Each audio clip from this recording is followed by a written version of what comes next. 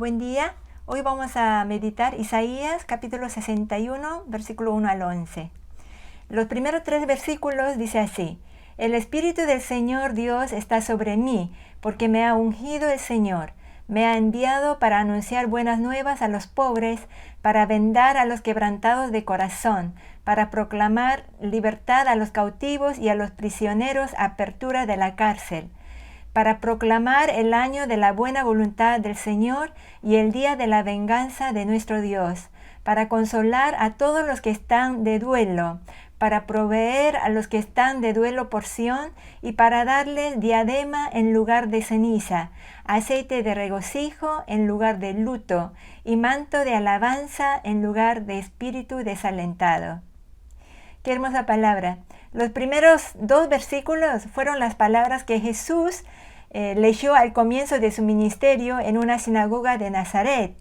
Y al terminar de leerlo dijo: Hoy se ha cumplido esta escritura en los oídos de ustedes.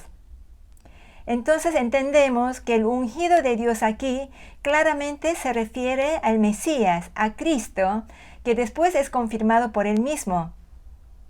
Ahora nos preguntamos por qué se refiere a Jesús como el ungido de Dios.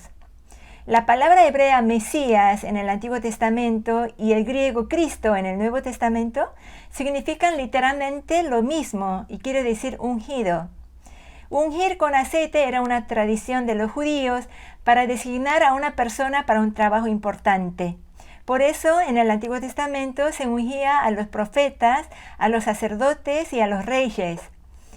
Esto tiene mucho simbolismo, ya que Jesús cumplió con el rol de profeta, con el rol de sumo sacerdote y también con el rol de ser rey, ¿no? Que expió los pecados de la humanidad e intercede por nosotros. Jesús es el ungido, pero no con aceite, sino con el Espíritu Santo, con el Espíritu de Dios. Sin el Espíritu Santo hubiese sido imposible llevar a cabo su ministerio y su misión. Qué importante es también para nosotros que servimos al Señor buscar esta unción, ¿no? Porque sin la unción de Dios, nuestro trabajo va a ser solamente esfuerzo humano y no va a producir los frutos que Dios quiere que produzca, ¿no? Entonces busquemos esta unción, esta llenura del Espíritu Santo para que todo lo que hagamos para el Señor sea realmente guiado y aprobado por Dios. Amén. Ahora, ¿qué viene a hacer el ungido de Dios, el Mesías? En primer lugar dice, Él anuncia las buenas nuevas a los pobres. Y me pregunté por qué especifica a los pobres. En otras versiones lo traducen como humildes o afligidos, pero el sentido original en hebreo es pobre. Y de inmediato se me vino a la mente el versículo del capítulo 55, cuando dice: Oh, todos los sedientos vengan a las aguas, y los que no tienen dinero, vengan, compren y coman. Vengan, compren sin dinero y sin precio vino y leche. Las buenas nuevas de salvación es para aquellos que reconocen su pobreza espiritual, los que saben que no pueden comprar con sus propios recursos la salvación. Y el Mesías es quien anuncia: yo pagué por vos, ahora podéis ser salvo, ¿no? Quizás sea muy infantil, pero es como imaginar un guardián en la puerta de la entrada del cielo y me pide: ¿dónde está tu entrada? Y yo le muestro mi entrada VIP, ¿no? Que dice Jesús.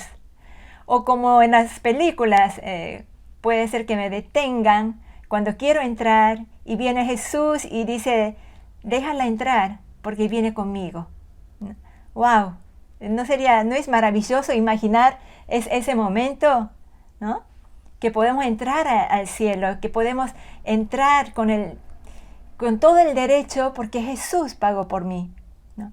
Qué bueno que nací después de que vino el Mesías, porque si no, nunca hubiese escuchado las buenas nuevas. También dice que el Mesías vino para vendar a los quebrantados de corazón. Literalmente, quebrantado significa hecho pedazos. En algunas versiones lo traducen como corazones desgarrados.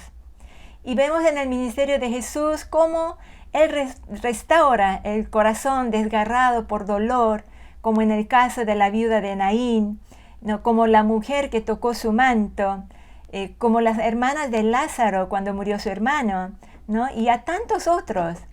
El amor y la compasión de Jesús puede restaurar el corazón hecho polvo por las aflicciones de la vida.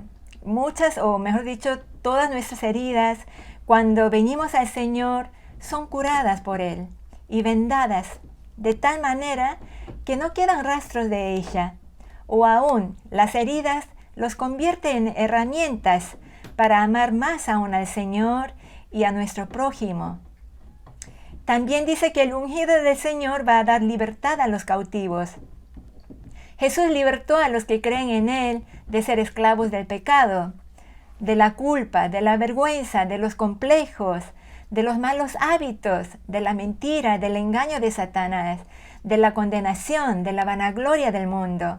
De tantas cosas nos libertó el Señor, ¿no es cierto? Y además de todo esto, el Mesías da consuelo al que está en duelo, para darle diadema en lugar de ceniza, aceite de regocijo en lugar de luto y manto de alabanza en lugar de espíritu desalentado, dice. ¡Qué hermoso! El pueblo de Israel estaba en una tristeza profunda en el cautiverio. Era tal la tristeza que el profeta lo describe como duelo, ¿no? Y los judíos, cuando estaban de duelo o estaban afligidos, rompían sus vestiduras y ponían cenizas en su cabeza como muestra de dolor, y estaban así porque estaban desesperanzados, porque no tenían ninguna expectativa del futuro.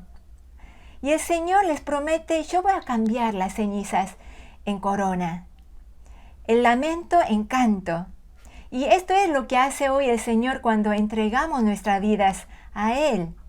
En el mundo hay tantos motivos que nos deprimen y nos tiran para abajo, pero el gozo y la esperanza de salvación nadie nos la puede quitar. Yo todavía me acuerdo cómo el Señor me llenó de un gozo increíble cuando me encontré con Él. La situación a mi alrededor no había cambiado para nada, pero mi corazón saltaba de alegría. Jesús me había vendado mi corazón quebrantado, me había liberado del pecado y de la ceguera espiritual, me había dado el privilegio de ser hija de Dios. ¡Wow! ¿No? ¿Cómo no alabarle? ¿Cómo no amarle? Hermanos, no olvidemos de lo que Jesús hizo en nuestras vidas y confesemos como el profeta en el versículo 10: en gran manera me gozaré en el Señor. Mi alma se alegrará en mi Dios, porque Él me ha vestido con vestiduras de salvación y me ha cubierto con manto de justicia. Como a novio me ha ataviado con una diadema y como a novia que se adorna con sus joyas. En este día alabemos al Señor por todo lo que Él hizo en nuestras vidas. Amén. Dios les bendiga.